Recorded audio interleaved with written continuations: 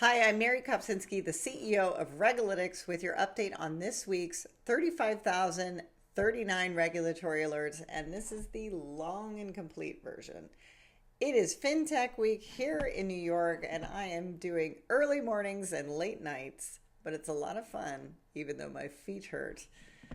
Challenged by my complaining about last week's complete failure by Copilot to write a script for me, one of my colleagues spent, 20 minutes, probably less, building out a special GPT prompting engine to have it mimic my pre-existing styles and then automatically upload the last week of alerts and have it write me a script for this week.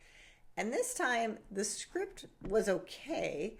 It was significantly less annoying and less 13-year-old girlish than the Copilot one from last week. But it said the regulator of the week was Alaska because there were so many RFPs out there. And so I looked at Alaska, and yeah, there were a decent amount of RFPs. The Department of Corrections needs to replace their sewer line. Alaska Department of Natural Resources needs to buy some boats. The Division of Forestry and Fire Protection needs commercial grade washer extractors and tumble dryers. Yeah, people can and absolutely do use RegAlytics for lead generation. There's tons of opportunity out there.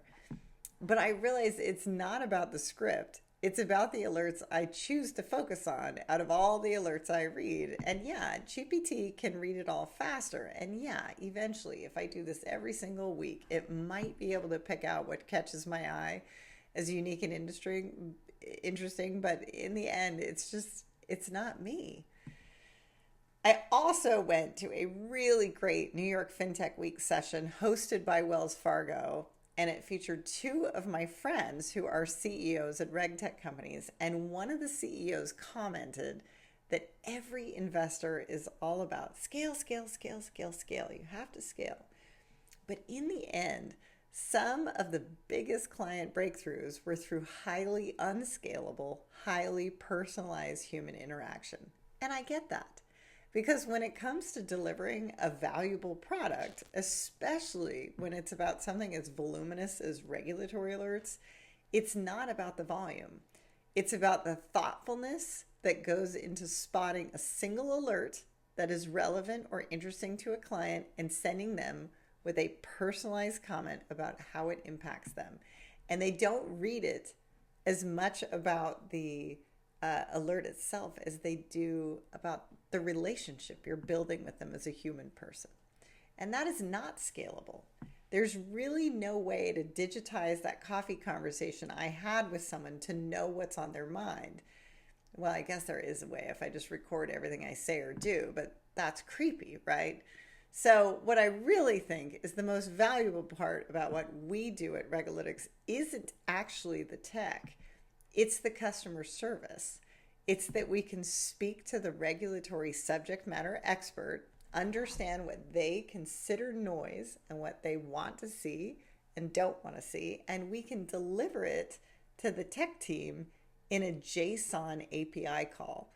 And it completely eliminates the confusion between non-tech regulatory types and engineers with little to no understanding of regulatory matters. Is that scalable? I don't know. I really don't, because you could have the exact same title, exact same responsibilities sitting next to each other, but each person's view is slightly different. Maybe one is focused on federal and another's focused on the states.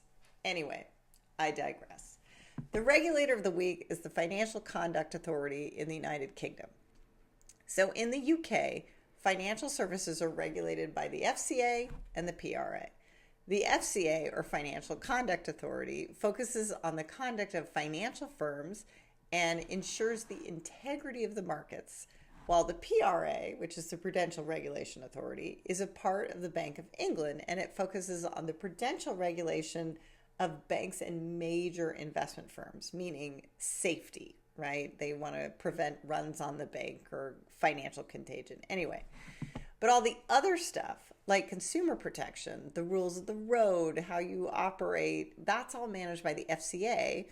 And it also includes insurance companies, smaller investment firms, etc. So The FCA this week requested consultation on its proposed regulatory framework for stablecoin issuance and crypto asset custody. This is a big one that lots of people are watching. Trump has said yes to stablecoins and not to central bank digital currencies. So I'm not surprised if this becomes a potential model for us. Typically with Europe, their rules are too harsh and too prescriptive with too many technical requirements. We don't tend to follow it exactly. But it's still important. The other big one that the FCA, that people have been following from the FCA, is consumer duty. And this is where the FCA is raising the bar on the duty of financial services to care for their customers. It's a little bit like our CFPB was originally designed to do.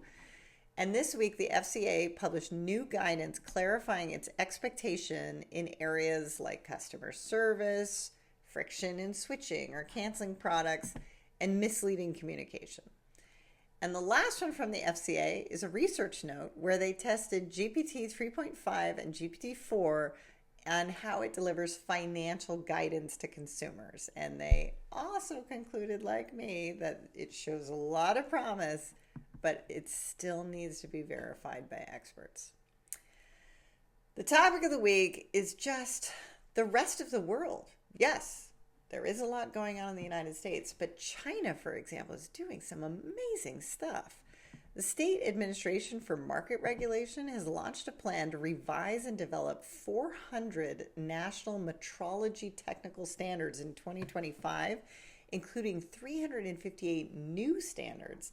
So I had to look up what metrology was, and it's the scientific study of measurement.